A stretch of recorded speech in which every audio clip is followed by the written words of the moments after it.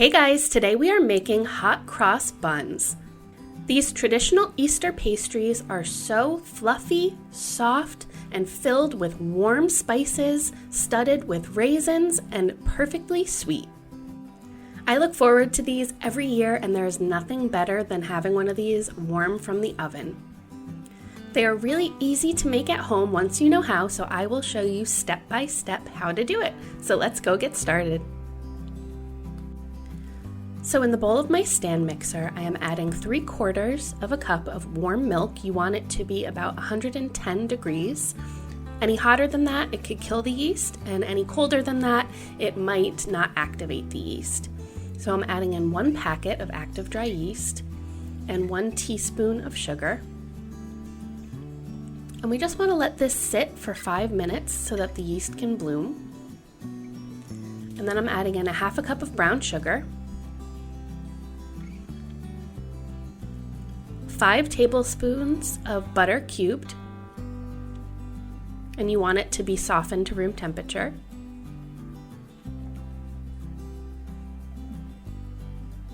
A 1/2 teaspoon of vanilla extract, 2 large eggs, and then to start, I'm just going to add in 1 cup of flour, and then our spices. So I have 1.5 teaspoons of cinnamon, 1/4 teaspoon of nutmeg, 1/4 teaspoon of allspice, and a 1/2 teaspoon of salt.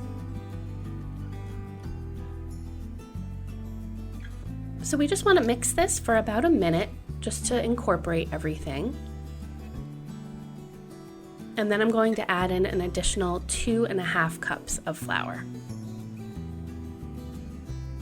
And then I'm also going to add in my raisins. So I have 1 cup. And we just want to use the dough hook here and stir that until it all comes together, about 2 minutes.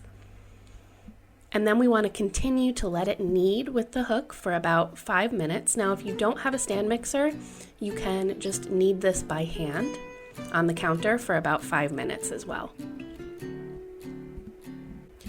So what we're looking for is the dough to start pulling away from the sides of the bowl and almost clean the sides of the bowl. It makes a nice ball of dough, and it will be sticky, but it won't leave any residue on your finger when you touch it.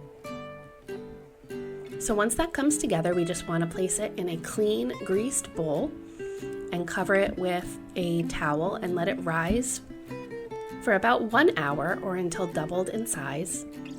Depending on how warm your house is, it might need 2 hours.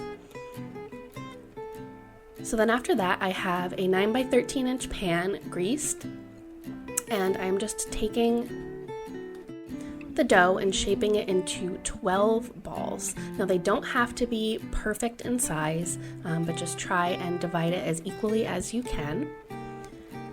And then we're just placing that into the pan. And then we just want to cover them and let them rise an additional hour. And then once that time is up, we are going to make the crosses for the top. Now I do this 2 ways. You can do one or the other.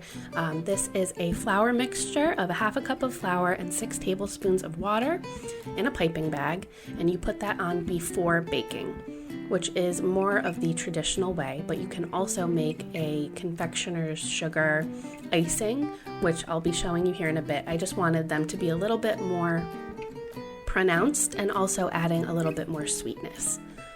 So once I've put all of the crosses on the top, I have my oven preheated to 350 degrees, and we are just going to bake these for about 25 to 30 minutes or until they're nice and golden brown. And while they are in the oven, we want to make our glaze. So in my small saucepan, I have a 1/4 cup of water and a 1/4 cup of sugar, and we just want to whisk that together and bring it to a boil for a few minutes just so it gets thickened and syrupy. And this is what's going to make the rolls really shiny. And again, it adds just a little bit of sweetness. So we want to brush these right on the rolls as soon as they come out of the oven.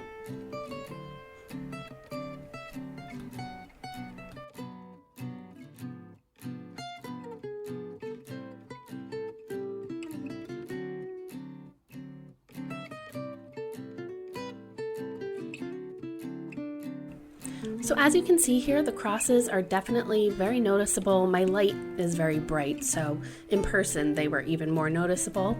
But again, I just wanted to add a little bit more sweetness with some icing. And you can do either or. I've seen them made both ways.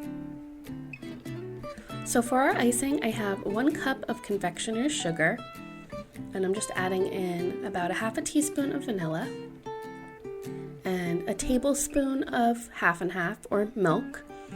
And you may need to just add a little bit more half and half depending. We just want this to be nice and thick so that it will hold its shape on the rolls.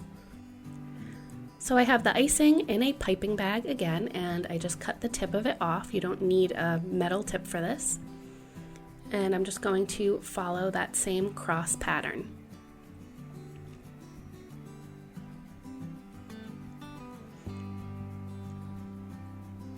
As I said before, I know the icing isn't necessarily traditional, but I have seen them made that way, especially in the grocery stores, and I just like having that little bit of extra sweetness on the pastries.